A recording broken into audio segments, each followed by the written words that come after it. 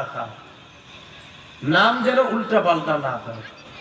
আব্দুল্লাহ ইবনে আব্বাস রাদিয়াল্লাহু তাআলা আনহুমার বর্ণনা, তিনি বলেন, قالوا يا رسول الله قد علمنا حق الوالد فما حق الولد يا رسول الله। সাহাবায়ে কেরাম রাসূলুল্লাহ সাল্লাল্লাহু আলাইহি সাল্লামকে জিজ্ঞাসা করলেন, আমরা মা বাবার হক জানি, ছেলেমেয়ের হক কি আপনার কাছে জানতে চাই। فقال رسول الله صلى الله عليه وسلم أن يحسن اسمه ويحسن أدبه।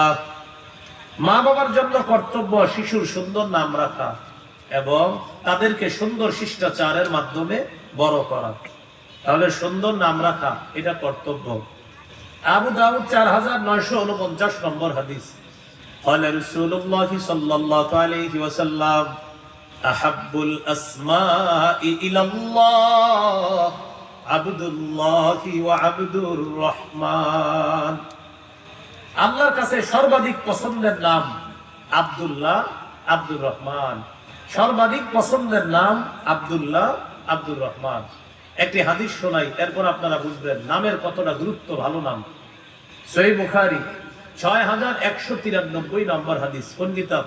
বুখারী। এটা গুরুত্বপূর্ণ। কত নম্বর হাদিস? 6193। বলেন, সাঈদ ইবনুল মুসাইয়্যিব, সাঈদ ইবনুল মুসাইয়্যিব একজন বড় তাবিঈ, মদিনার মুফতি, ফকিহ, মুহাদ্দিস, যিনি সাহাবীদেরকে দেখেছেন। মদিনার বড় বড় মুফতি সাহেব যারা ছিলেন, ফকিহ, তাদের একজন এই সাঈদ ইবনুল মুসাইয়্যিব রাহিমাহুল্লাহ।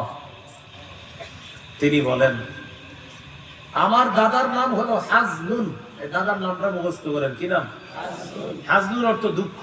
হাজনুন অর্থ দুঃখ। আমার দাদা রাসূলুল্লাহ সাল্লাল্লাহু আলাইহি সাল্লামের কাছে গেলেন। যাওয়ার পর নবীজি বললেন, মাসলুকা, তোমার নাম কি? আমার দাদা বললেন, হাজনুন, আমার নাম দুঃখ। فقال رسول الله صلى الله عليه وسلم بل انت سهلun। তোমার নাম হাজনুন না, তোমার নাম সাহলুন। হাজনুন মানে দুঃখ, সাহলুন মানে সহজ, নিরাপদ, সব ওকে।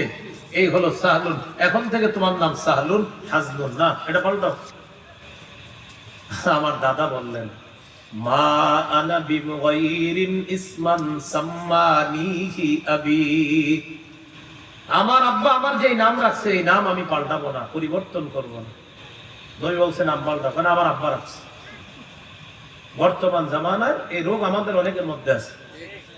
একজন মানুষকে আপনি বলে দিবেন এটা বেদাত। কোরআনের আয়াত